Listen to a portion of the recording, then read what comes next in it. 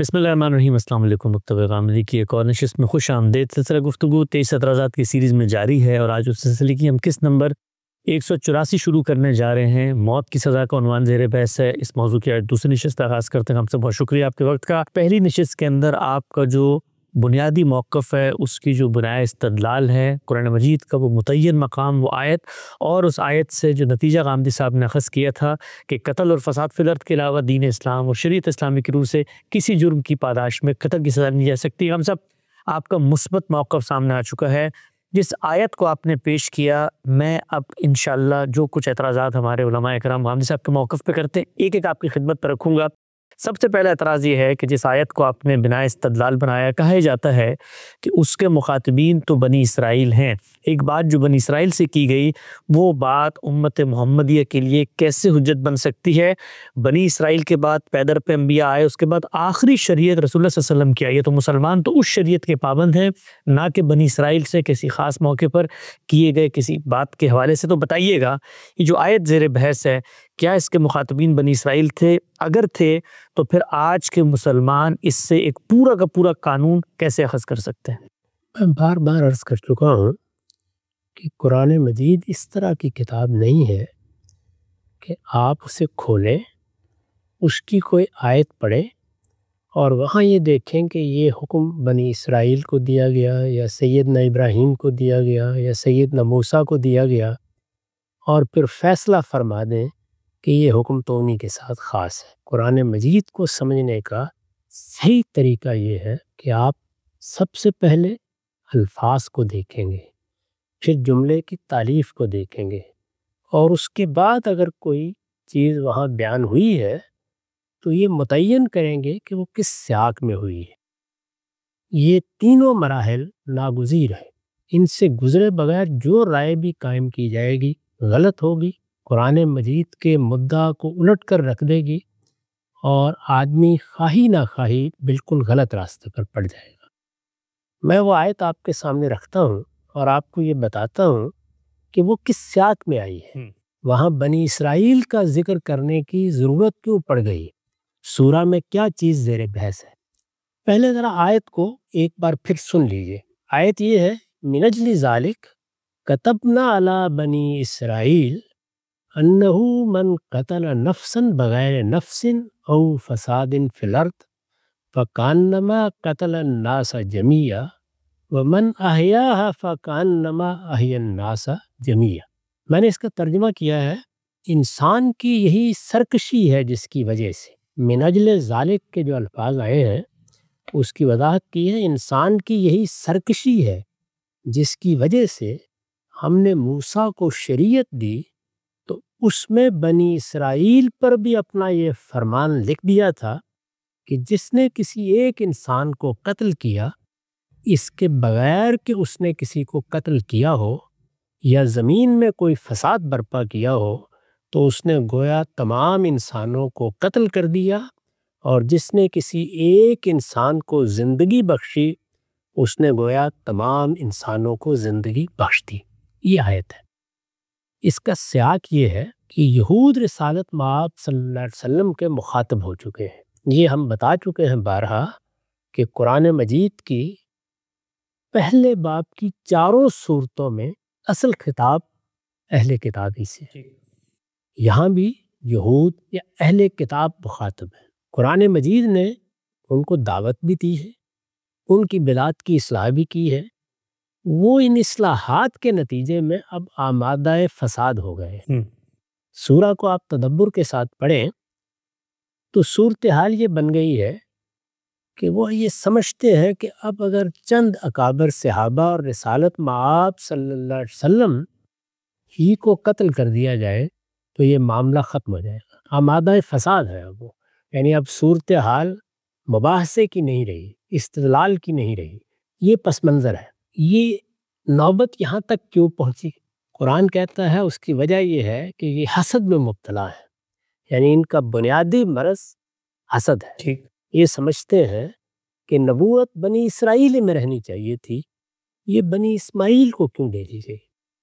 اس حسد نے ان کو یہاں پہنچا دیا ہے کہ دماغ معطل ہو گیا، استدلال ختم ہو گیا، اللہ تعالیٰ نے اپنا پیغمبر بھیج کر دعوت دی، انہوں نے سنی انسنی کر دی، اب یہ یہاں پہنچ گئے ہیں، یعنی ایک فساد کی صورتحال یہاں برپا کرنا چاہتے ہیں مدینہ میں۔ اس پس منظر میں اللہ تعالیٰ نے ان کو بتایا کہ پیغمبر اب ان کے سامنے ذرا آدم کے 2 بیٹوں کی سرگزشت رکھتے ہیں۔ یہاں سے بات شروع ہوئی ہے، انہیں بتائیں کہ آدم کے 2 بیٹوں کے مابین بھی یہی حسد کا مرض ہے جس نے پہلا قتل کروا دیا۔ اچھا۔ اور پھر حابیل و قابیل کی سرگزشت سنائی ہے۔ وہ پوری سرگزشت سنانے کے بعد انسان کے اندر جو حسد سے سرکشی پیدا ہوتی ہے، تمرد پیدا ہوتا ہے، اس پر فرمایا ہے کہ یہ باعث بنا تھا اس کا کہ پھر جب ہم نے تمہیں شریعت دی تھی تو اس وقت تنبیہ کے ساتھ بتا دیا تھا کہ قتل اتنا بڑا جرم ہے۔ اب ذرا اس سیاق میں رکھ کر دیکھیے اس حکم کا بنی اسرائیل سے کیا تعلق بنتا ہے۔ یہ یاد دہانی ہے اس بات کی انہیں کہ یہ ہم نے تمہیں اسی لیے تو کہا تھا کہ حسد میں مبتلا ہو کر اپنے اندر یہ سرکشی اور تمرد نہ پیدا کر لینا، قتل اتنا بڑا جرم ہے، اللہ تعالیٰ کی نگاہ میں اس کی شناعت یہ ہے، یہ بتانا مقصود ہے۔ یہاں یہ بتانا ہی مقصود نہیں ہے کہ یہ شریعت کا حکم بنی اسرائیل کے لیے ہے یا ہمارے لیے ہے یا فلاں کے لیے، یہ پس منظر ہے۔ اس کو سمجھ کر جب آپ ان آیات کو پڑھیں گے تو جو نتیجہ نکلے گا اس کو میں نے یہاں حواشی میں بیان کیا ہے۔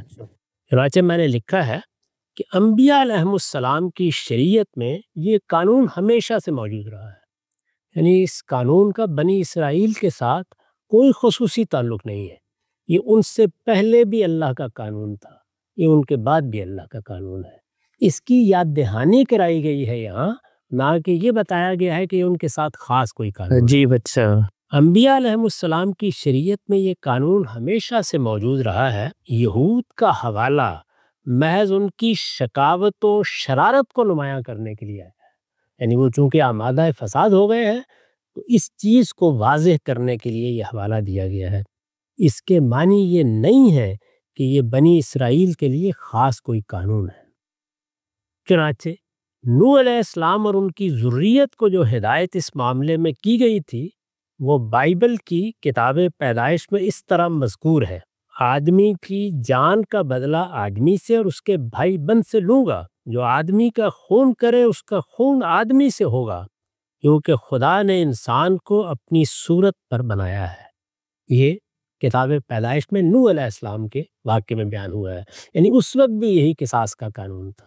اسی کو اللہ تعالیٰ نے اس وقت واضح فرمایا اور اسی کی یاد دہانی یہاں بنی اسرائیل کو کرائی گئی ہے۔ اس بات کو ہمارے مسلمانوں کے علم نے پوری طرح سمجھا ہے۔ چنانچہ دیکھیے امام رازی اس آیت پر بحث کرتے ہوئے یہ بتاتے ہیں کہ یہاں بنی اسرائیل کا ذکر آ گیا ہے، یہ تو تمام ادیان کا حکم ہے، یعنی اللہ تعالیٰ نے جب اپنے دین کی ہدایت دی ہے یہی بات کہی ہے، پھر اس مبالغے کے ساتھ کہا ہے نا کہ ساری انسانیت کو قتل کر دیا، یہ بات کیوں بیان ہوئی ہے؟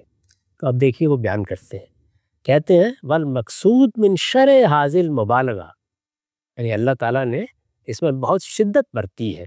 کہتے ہیں ان الیہود ما علمہم بہذہ المبالغۃ العظیمہ، یعنی اللہ نے اس طرح ان کو توجہ دلائی تھی، اس شدت کے ساتھ ان کو بتایا تھا کہ قتل کیسا جرم ہوتا ہے، اس کے باوجود، اس کو جاننے کے باوجود اقدموا علی قتل الانبیاء والرسل، ان ظالموں نے انبیاء علیہم السلام کو قتل کرنے کا اقدام کیا، اللہ کے رسولوں کو قتل کرنے کا اقدام کیا۔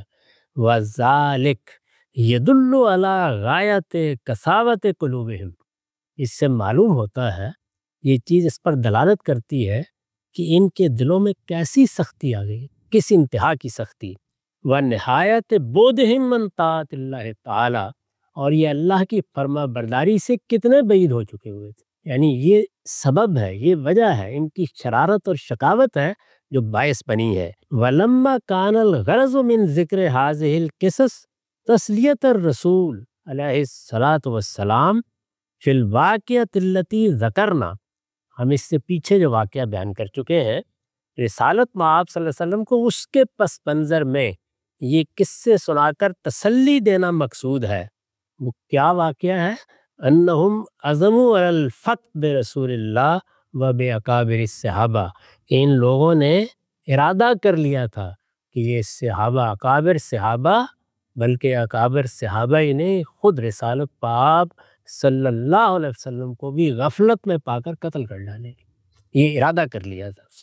کانا تخصیص و بنی اسرائیل فی حاذہ القصہ بحاذہ المبالغہ، چنانچہ یہ جو خاص بنی اسرائیل کا ذکر ہوا اور اس شدت سے ہوا، بحاذہ المبالغۃ العظیمہ مناسبا للکلام و موقدا للمقصود، اس سے یہ بیان کرنا پیش نظر نہیں ہے کہ یہ بنی اسرائیل کے ساتھ کوئی حکم ہے، اس میں در حقیقت اس کلام کی مناسبت سے یہ شدت آ گئی ہے اور اس مقصد کو سامنے رکھ کر اس کی تاکید کی گئی ہے، یہ انہوں نے واضح فرمایا کہ کیوں ذکر ہوا ہے۔ پھر دیکھیے یہ صرف اتنا ہی نہیں ہے، مسلمانوں کا پورا تفسیر کا علم بغیر کسی استثناء کے اس بات کو ایسے ہی سمجھتا ہے۔ اچھا، چنانچہ میں آپ سے عرض کرتا ہوں کہ یہ مدارک التنزیل میں امام نصفی لکھ رہے ہیں، کہتے ہیں خصہم بالذکر، یعنی یہ بنی اسرائیل کا ذکر خاص طور پر کیوں ہو گیا؟ حکم تو عموم پہ ہے، اس کو بیان کر رہے ہیں، خصہم بالذکر وان اشترک الکل، جو بات کہی گئی ہے اس میں تو سب مشترک ہے، یعنی قتل بھی ایسی چیز ہے، کوئی انسان بدل گئے ہیں، یعنی اس کی شناخت میں کوئی تبدیلی آ گئی ہے، وہ ہمارے لیے بھی وہی ہے، ان کے لیے بھی وہی ہے، یہ تو سب کے اشتراک کی چیز ہے۔ پھر ان کا ذکر خاص طور پر کیوں ہوا؟ وہ کہتے ہیں کہ وَإِنِ اشْتَرَكَ الْكُلُّ فِي ذَلِكَ، اگرچہ سب اس پہ مشترک ہیں لیکن خاص ذکر بنی اسرائیل کا اس لیے ہوا ہے لِأَنَّ التَّوْرَاةَ أَوَّلُ كِتَابٍ فِيهِ الْأَحْكَامُ، کیونکہ پہلی کتاب جس میں اللہ نے اپنے احکام اتارے وہ تورات ہی تو تھی، اسی لیے اسی کا ذکر کرنا تھا، اور یہ بتایا ہے کہ دیکھو جو تورات ہم نے اتاری اس وقت تمہیں یہ بتا دیا تھا، یعنی یہ کہنا مقصود نہیں یہ تمہارے لیے خاص کوئی حکم ہے، بلکہ یہ کہنا مقصود ہے کہ جب تم پر تورات نازل ہوئی اور ہم نے پہلی مرتبہ اپنے اجتماعی احکام دیے، ہم نے تو اس میں لکھ دیا تھا کہ یہ کتنا بڑا جرم ہے جس کا تم ارتکاب کرنے جا رہے ہو۔ پھر دیکھیے ذرا قرآن مجید کو، جیسے ہی قرآن نے یہ بات انہیں بتا دی، یعنی اس کا حوالہ دے دیا کہ تمہاری شرارت، تمہاری شکاوت، تمہاری سرکشی یہ اب یہاں تک پہنچ گئی ہے کہ تم پیغمبر کے مقابلے میں یہ سوچ رہے ہو کہ غفلت پہ پا کر ہم قتل کر ڈالیں گے، اسی طرح کی سرکشی اور تورد ہے جس کی بنا پر ہم نے تنبیہ کی تھی اور تورات اتاری تھی، تو اس میں یہ لکھ دیا تھا کہ کوئی شخص کسی کی جان کی طرف انگلی اٹھانے کی جسارت نہ کرے، اللہ تعالیٰ کے ہاں یہ اتنا غیر معمولی جرم ہے۔ یہ بات بیان کرنے کے فوراً بعد دیکھیے اس سیاق وہ ہے کہ بات کیا ہے، لہذا متنبہ ہو جاؤ، انما جزاء الذین یحاربون اللہ ورسولہ ویسعون فی الارض فسادا، جو لوگ اللہ اور اللہ کے رسول کے مقابلے میں اس طرح سرکشی پر آمادہ ہو جائیں اور محاربے پر اتر آئیں اور فساد کا ارتکاب کریں تو پھر ان کی سزائیں یہ اور یہ خود اللہ نے متعلق کر دیا۔ تو اس طرح سیاق سباق میں یہ بات اس محل میں کہی گئی ہے، اس کو ہمارا علم اسی طریقے سے سمجھتا رہا ہے۔ یہ تو ہے آیت کا محل، آیت کا موقع، بات کہاں کہی گئی ہے اور اس میں خاص طور پر بنی اسرائیل کا ذکر کیوں ہوا۔ اب ایک دوسرے پہلو سے دیکھیے، اور وہ یہ کہ اللہ تعالیٰ نے جو شرائع دی ہیں، جو شریعتیں دی ہیں، یا ان کا معاملہ یہ ہے کہ ایک پیغمبر کو جو دے دی وہ دوسرے کے آنے سے منسوخ ہو گئی، یہ معاملہ نہیں ہے۔ قرآن مجید نے ہم کو بتایا ہے کہ اللہ کا دین ہمیشہ سے ایک ہی ہے، اس کی حکمت بھی ایک ہی ہے، اس کے ایمانیات بھی ایک ہی ہیں، اس کی بنیادی چیزیں بھی ایک ہی ہیں، اور اس میں جو شریعت دی جاتی ہے وہ بھی ایک ہی ہے اصلاً۔ اس میں اگر کوئی تبدیلی کی جاتی ہے تو وہ حالات کی تبدیلی کی بنا پر ہوتی ہے، یعنی اس میں یا تو افراد تبدیل ہو جاتے ہیں یا احوال تبدیل ہو جاتے ہیں۔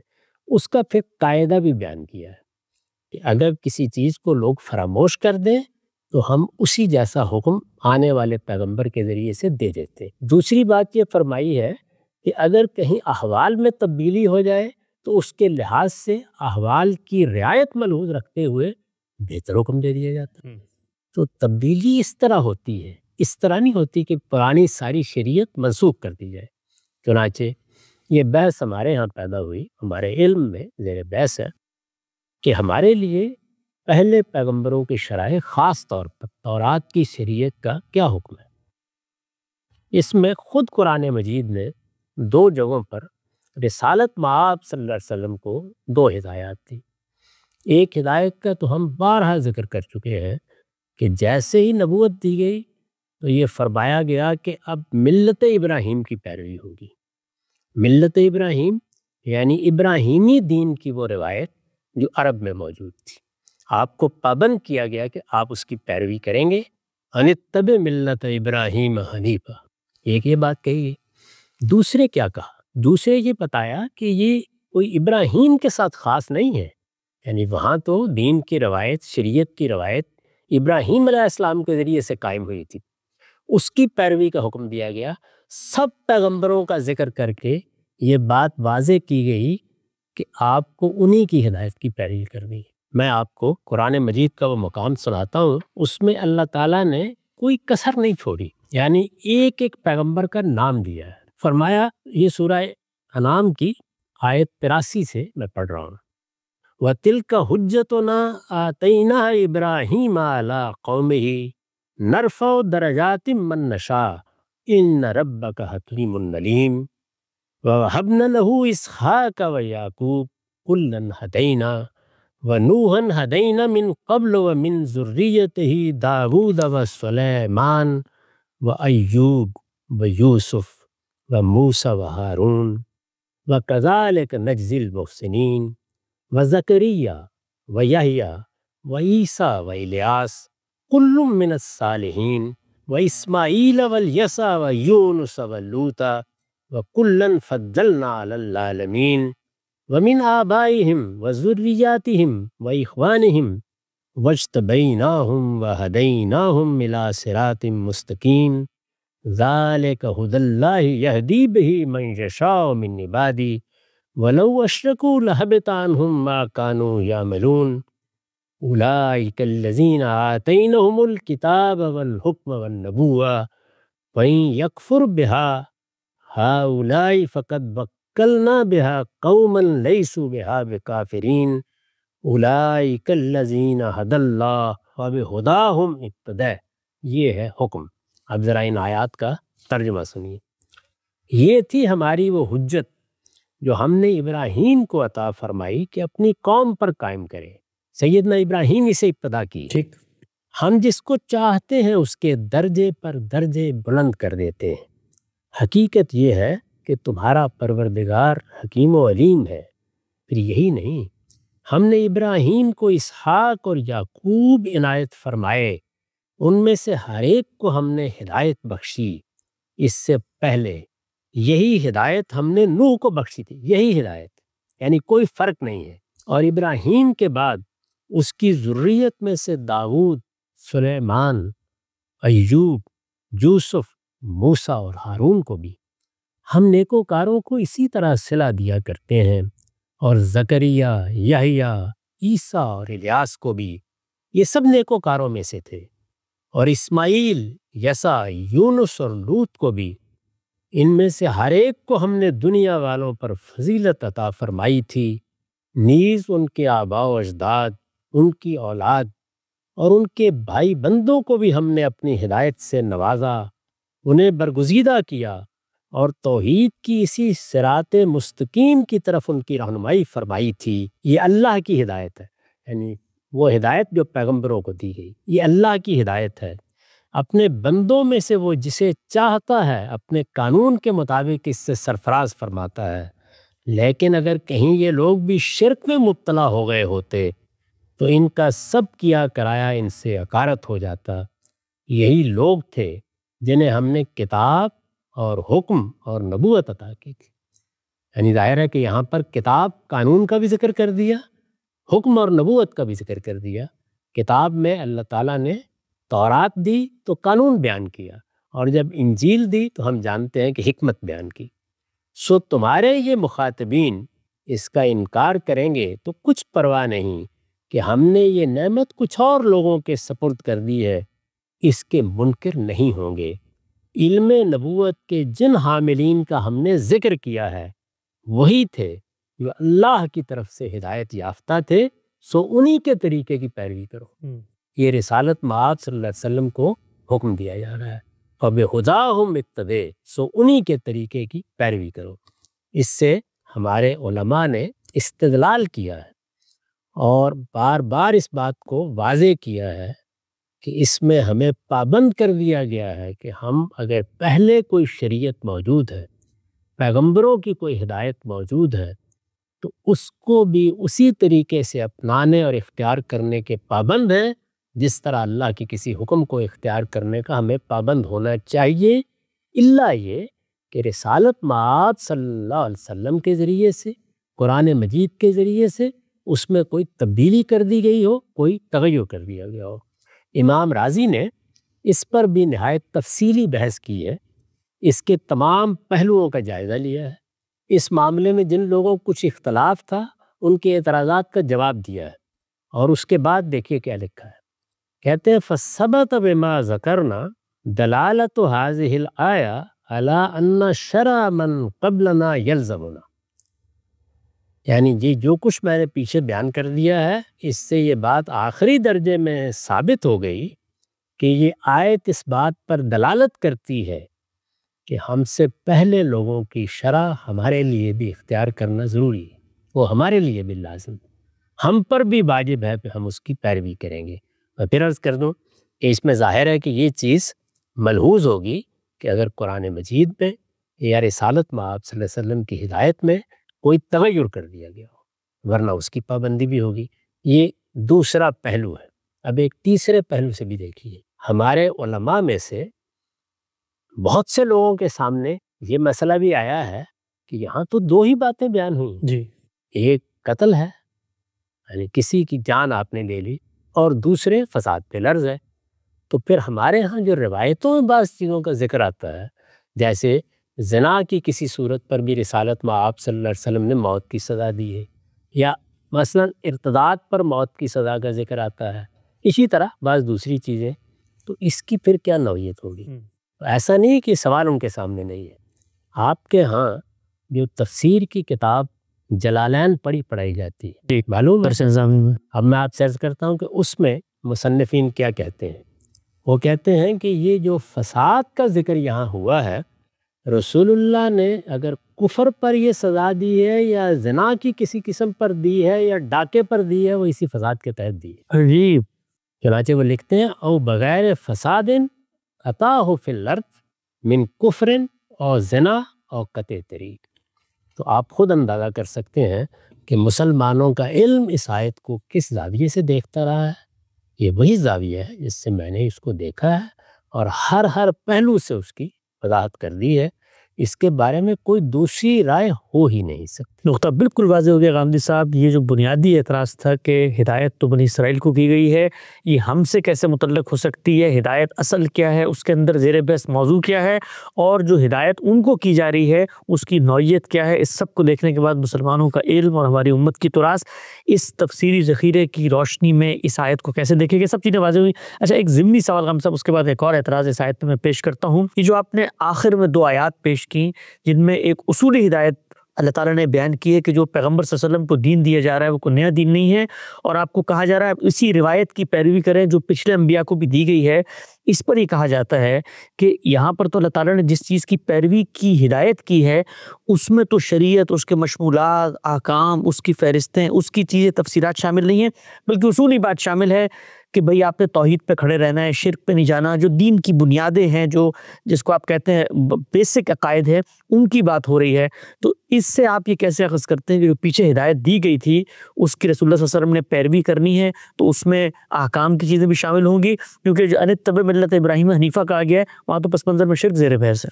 جہاں پر ابراہیم کی ملت کی ہدایت کی گئی ہے وہاں پر بھی آپ نکال کے دیکھیں پیچھے اصلاً احکام زیر بحث ہے۔ اچھا، یہاں بھی سورہ انعام میں یہ بات کہی گئی ہے۔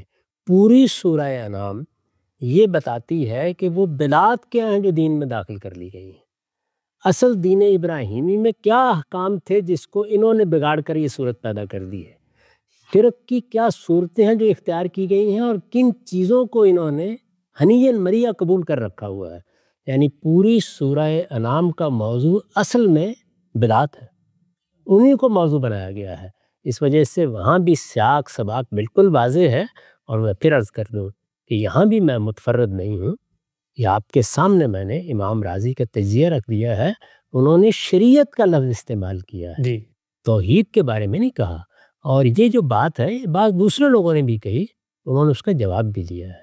اور آخر میں یہ کہا ہے کہ تمام دلائل کا تجزیہ کر کے اب یہ بات ہر شخص پر واضح ہو جانی چاہیے کہ جو کچھ بھی شریعت ہم سے پہلے پیغمبروں کی موجود ہے ہم اس کے پابند ہیں. وہ استثناء البتہ موجود رہے گا کہ کیا کسی چیز کو اللہ تعالیٰ نے تبدیل تو نہیں کر دیا یا اس میں کوئی تغیر تو نہیں کر دیا.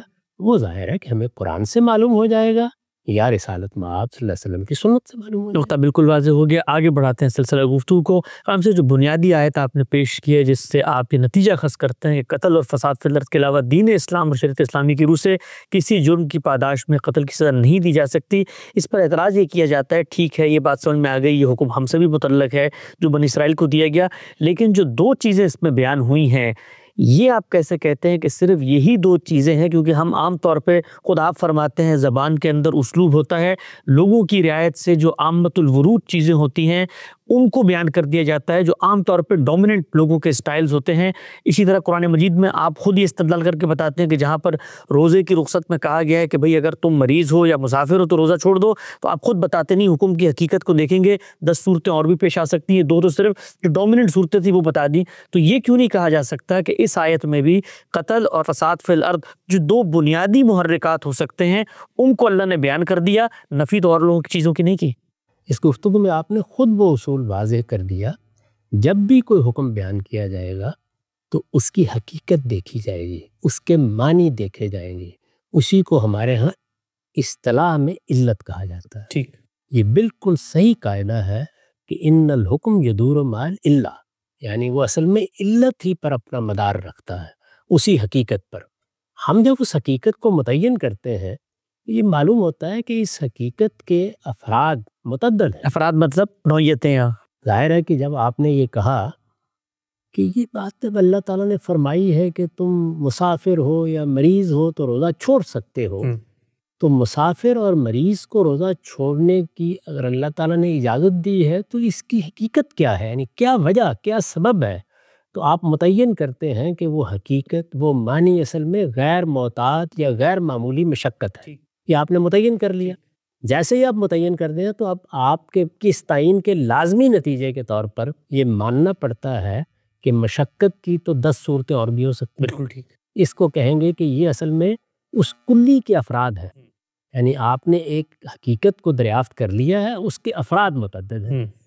گننا شروع کرتے ہیں آپ, تو آپ کہتے ہیں کہ اس میں زیادہ جو صورتیں پیش آتی ہیں لوگوں کو, اس کو عامت الورود کہتے ہیں, وہ یہ 2 صورتیں, یعنی یا لوگوں کو سفر میں یہ مشکل پیش آتی ہے یا بیماری میں, باقی صورتیں اس میں ذکر کرنے کی ضرورت نہیں ہے.